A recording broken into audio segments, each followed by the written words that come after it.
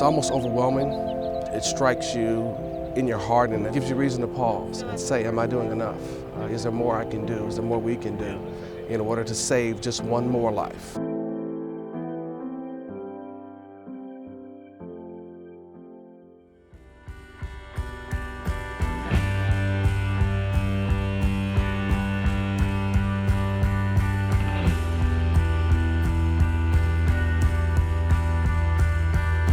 Active Minds works to kind of reduce the stigma related to mental health. We did this about 2 years ago, I want to say, and after this event, I remember the counseling center saying that there was definitely an uptick of people coming in for counseling, so I think it really helps people talk about things and realize that it's okay and that they're not alone and that there are resources out there and there is hope.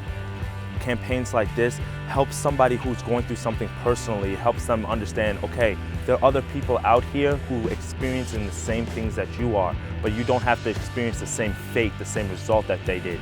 There's help here on this campus through the Dean of Students, through the Counseling Center. There might be somebody in your life that you can impact and affect and help save a life future down the road.